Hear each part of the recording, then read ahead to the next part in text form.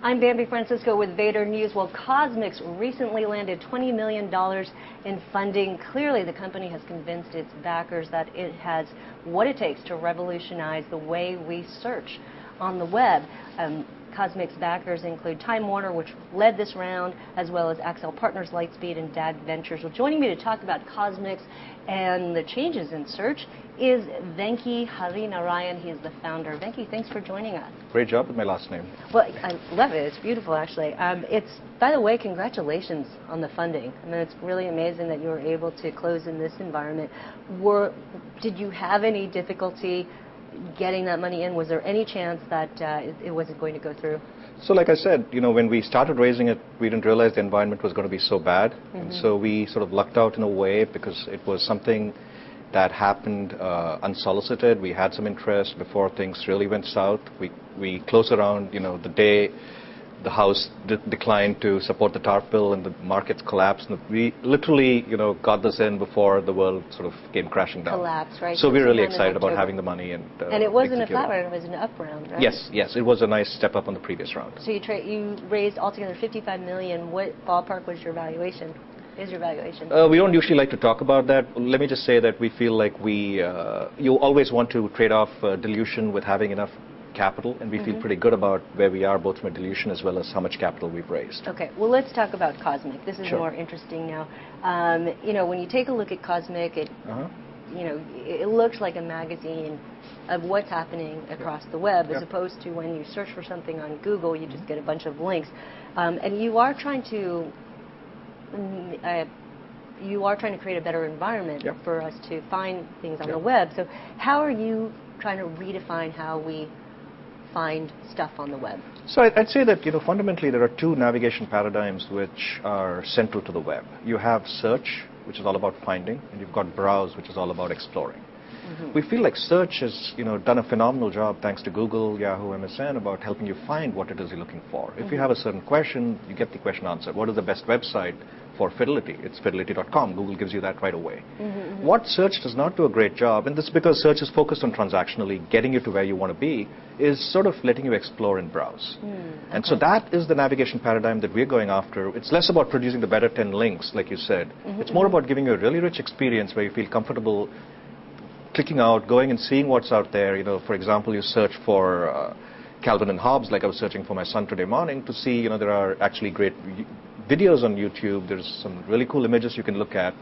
You don't want the user to know where to go and look for something. You just want them to express their intent, and you want to give them a view of what's happening on their web, sort of be a guide to what's available on this topic on the web, so they can make their choices about what they want to explore. Usually what we find is topics are areas where search does not do a great job on.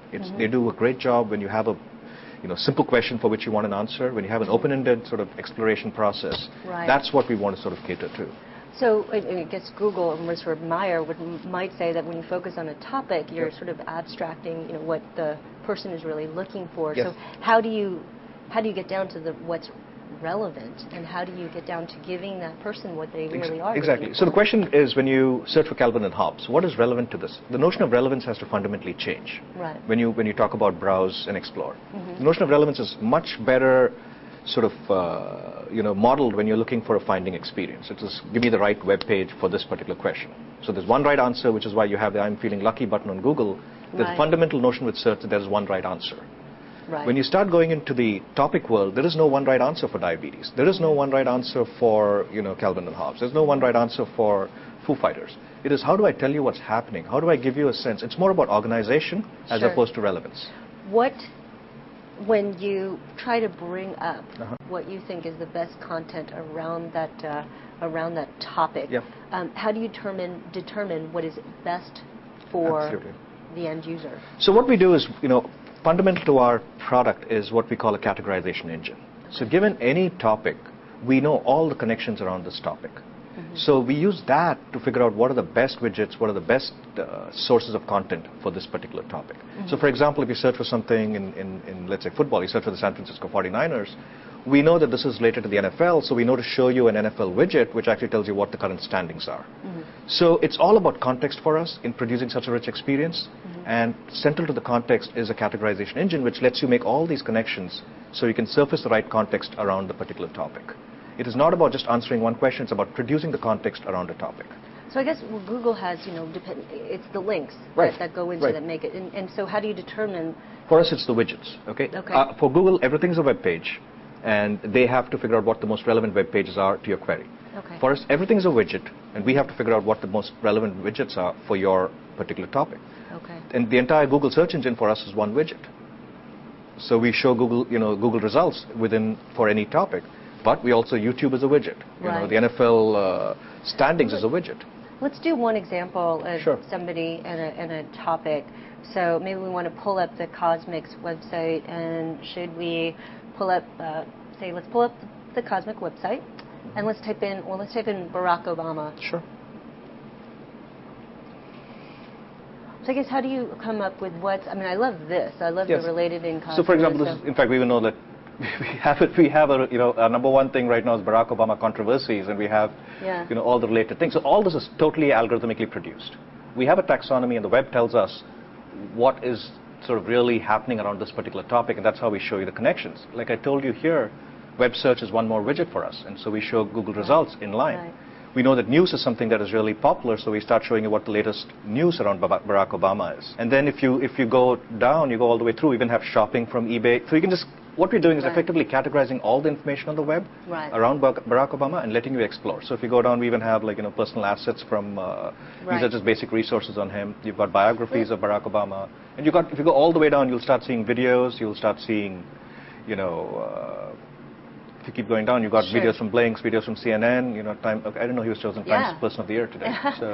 So how... and then you've got discussions which people are having around Barack Obama. And finally, we even give you audiobooks if you want to, and clips and podcasts. So it's really around, letting you go all the way deep as you want into a topic, giving you great jumping off points to explore a certain topic. You're like an Uber aggregator. Exactly.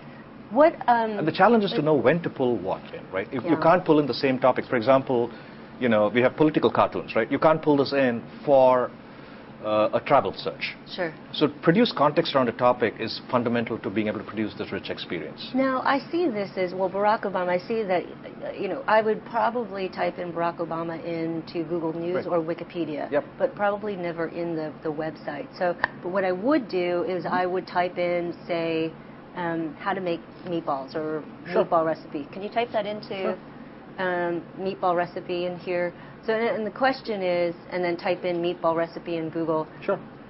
So the question is, what do you see us searching on? So we've been less focused on queries, more on topics. Okay. So for example, let me be a great example to look at this here.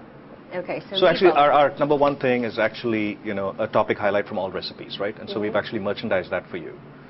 We even have community recipes from iFoods.tv. So we know to pull in stuff from the appropriate communities, which you would never connect to in Google.